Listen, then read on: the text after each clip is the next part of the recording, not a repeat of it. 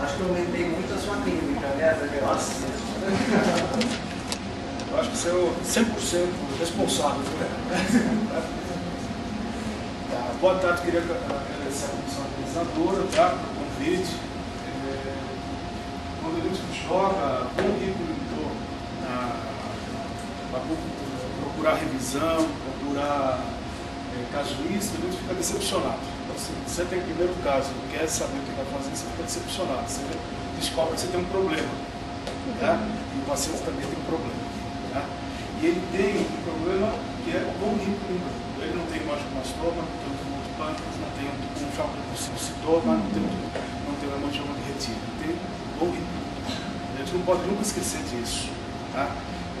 Porque senão a gente vai ver aquela lesãozinha no cerebelo, vai ver aquela lesãozinha na medula, vai fechar a vista e vai dizer, não, eu tenho uma lesão medular, eu tenho que resolver aquela lesão medular, eu tenho uma lesão de cerebelo, eu tenho que resolver aquela lesão de cerebelo. Não é bem assim. Você tem bom rico indor. Próximo, por favor. Lá no hospital, a gente deve ter mais ou menos, que eu acompanho uns 10 a 12 pacientes, umas 5, 6 famílias. Essa é a vivência clínica que eu tenho desses pacientes. Desses pacientes eu tenho mais ou menos 3 ou 4 operados. No departamento, lá eu faço a parte de tumores medulares. O outro colega que faz a parte do tumor cerebral tem 2 doentes operados em hemangioblastomia de cerebelo. Com rico indor, com a doença dominante, é uma mutação. Tá? Eu acho que vocês estão carecas já de saber, provavelmente são capazes de dar aula a respeito disso. Nacional. A supressão do gene 3, 5, e ela se caracteriza por tumores benignos e malignos. A minha parte, que é a parte do sistema nervoso, é benigna. Pelo menos isso. São tumores benignos, né? Eles não vão dar metástases, mas eles são tumores benignos em lugares malignos. Esse é o grande problema. Não? E eles têm uma predisposição, não se sabe por quê, ficar de cerebelo, ficar medula, alguma coisa a gente não sabe por quê. Próximo. No sistema nervoso são tumores vasculares benignos e a característica dele é o hemangiblastoma. Geralmente são tumores císticos com nódulo rural. Tá? Esses tumores são tumores extremamente raros na casuística, o hemangiblastoma, porque o hemangiblastoma não é uma coisa típica do bom rico indor, mas é algo característico dessa célula. Tá? Cerca de 1,5% a 2,5% dos tumores do sistema nervoso central estão relacionados com hemangiblastoma. Então, é uma casuística baixa. Então, você tem que operar bastante para ter uma casuística pequena de hemangiblastoma. E desses hemangioblastomas, somente 30% são relacionados com o bom rico indor. Então, menos ainda. Então, dificilmente você vai conseguir cirurgiões, vão conseguir médicos com uma casuística absurda e que tem categóricos o que é melhor para fazer. Vai ser que cada caso vai ser um caso isso, né? E ele está aprendendo junto com vocês estão ensinando para ele, certo? Então, tem que ter paciência, não é bater o olho, eu tenho uma lesão, vamos operar, vamos fazer cirurgia, radioterapia, não é bem assim. Cada doente, você tem que sentir e ver como é que ele vai evoluir. Próximo. É um tumor vascular cístico, raro, aqui ninguém a 30% está associado com o HN. Próximo, por favor. Se não estiver entendendo, eu estou falando, eu acho que vocês têm um conhecimento médico razoável disso, né? Mas se não tiver, interrompa que eu explico alguma coisa que estiver meio absurdo. A gente não pode esquecer que eu volto a dizer qual é a doença de base. A doença de base é uma doença genética. Não é um tumor do sistema nervoso, não é um tumor de rim, não é um tumor de pâncreas, é uma doença genética. Então a causa, a gente não está tratando a causa, a gente está tratando consequências dessa doença. O tratamento aqui basicamente é sintomático do sistema nervoso central. Sintomático por quê? Quando ele tiver sintomatologia ou de imagem, de aumento, ou clínica, a gente vai tratar essas lesões. É uma lesão histopatologicamente benigna, ou seja, não alcança, não vai dar metástase, não vai para nenhum lugar, vai ficar ali. Mas, volto a dizer, é uma lesão que é benigna histologicamente, mas é maligna pela sua localização.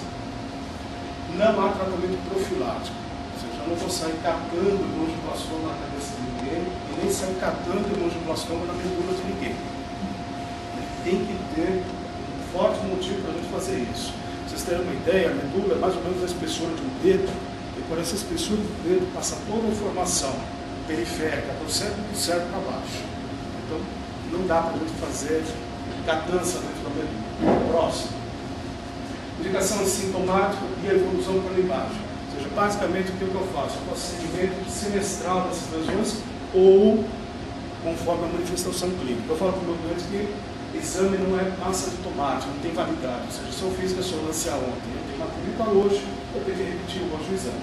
Então não tem isso que o exame vale 6 meses, 8 meses, 1 ano, 2 anos. Tudo vale o tempo que for necessário. Próximo. Diagnóstico é clínico, ou seja, por síndromes neurológicas. Dependendo da localização, vai dar inúmeras síndromes neurológicas. Tá? E por imagem, ressonância e angiografia. Angiografia é importante para o cirurgião. Ou seja, ele vai mostrar qual é o pedículo, por onde é que esse vaso alimenta, qual é a aferência dele, e ele vai me guiar, quando eu for tratar cirurgicamente, aonde é que eu vou ter maior problema nessa lesão. Próximo. Uma coisinha assim, alguns médicos no Brasil, acho que por falta de conhecimento econômico, pedem também como exame de rotina uma angiorressonância. Você indica a angiorressonância para rotina? Para a medula não vai conseguir ter, porque são vasos pequeninos, você não vai conseguir ter.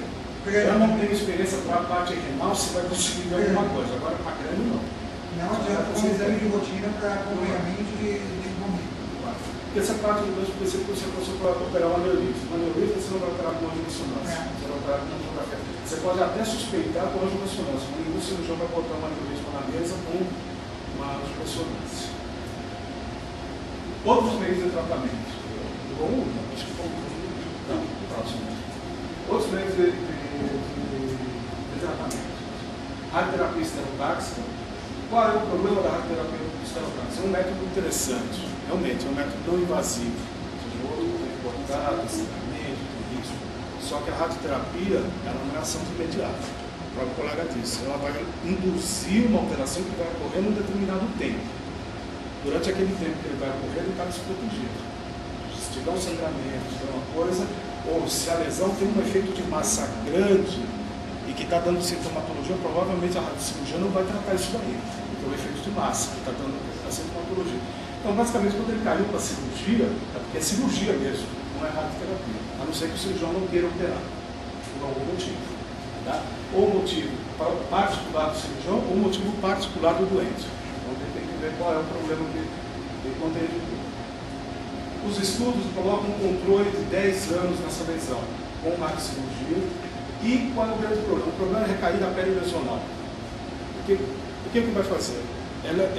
A radiocirurgia ele desenha a lesão, mas você tem a zona de recaída, ou seja, ele não vai irradiar um pouquinho a mais para pegar alguma coisa atrás. Esse pouquinho a mais é tecido bom. É trato, é tecido neurológico, é tecido que deve ficar. Do mesmo jeito que só vou operar, não vou operar um pouquinho mais e tirar para garantir. Você vai operar a lesão especificamente.